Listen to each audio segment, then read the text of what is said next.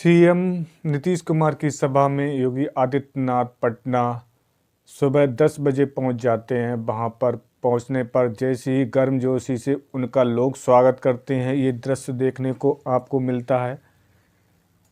योगी आदित्यनाथ ने बिहार विधानसभा चुनाव में 31 सभाएं की थी। जिन 31 सभाओं में योगी आदित्यनाथ ने प्रचार किया था, उसमें से 27 विधानसभा बिहार में एनडीए की जीत हुई।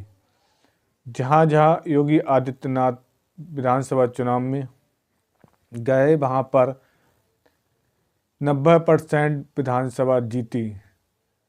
जैसे ही 20 नवंबर 2025 को सुबह 10 बजे पटना एयरपोर्ट पर योगी आदित्यनाथ पहुँच जाते हैं। वहाँ लगभग वह 2.5 घंटे रहते हैं। 2.5 घंटे रहने के बाद फिर लखनऊ के लिए रवाना हो जाते हैं। योगी आदित्यनाथ ने मीडिया में बात करते हुए कहा था कि मैं 40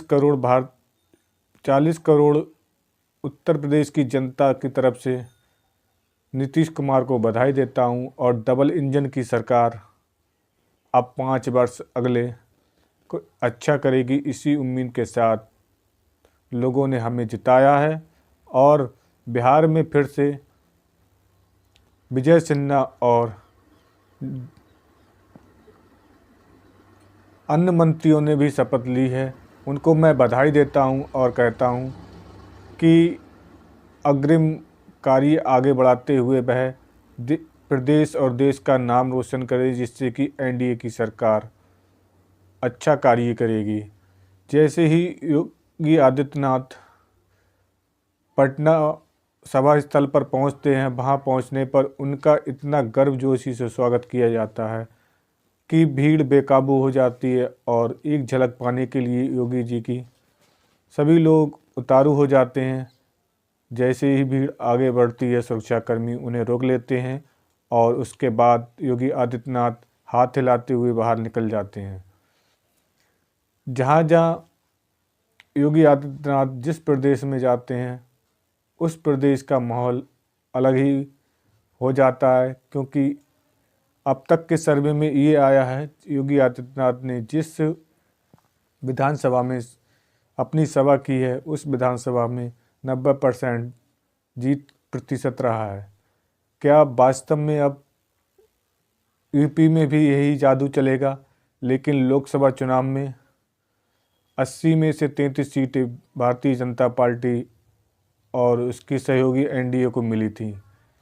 क्या 2027 में बीजेपी पूर्ण बहुमत की विधानसभा चुनाव बना सकती है या नहीं? ये तो जनता के इशारे पर सब काम होता है, क्योंकि जनता चाहती है तो बनेगी, नहीं चाहती है नहीं बनेगी। लेकिन विपक्ष अब लगातार आरोप लगा रहा कि बिहार में 10,000 रुपये में वोट खरीदा गया था।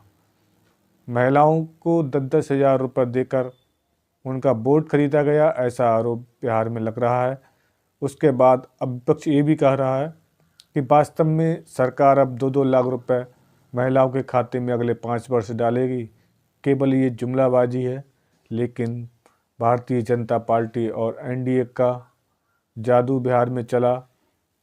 89 सीटें भारतीय जनता पार्टी ने, जबकि 85 सीटें जदयू ने, 19 सीटें चिराग पासवान की पार्टी ने जीतकर इतिहास रच दिया बिहार में। और फिर एक बार 10वीं बार सीएम नीतीश कुमार ने बिहार के मुख्यमंत्री के तौर पर शपथ ली और उन्हें सभी प्रदेश और सभी देश के आए मंत्रियों ने अग्रिम बधाई दी, क्योंकि भारतीय जनता पार्टी और एनडीए के सभी विधायक दल के नेता और मंत्री सांसद आए हुए थे। उनकी सभा में बहुत बड़ा सभा कार्यक्रम भी था, जिसमें योगी आदित्यनाथ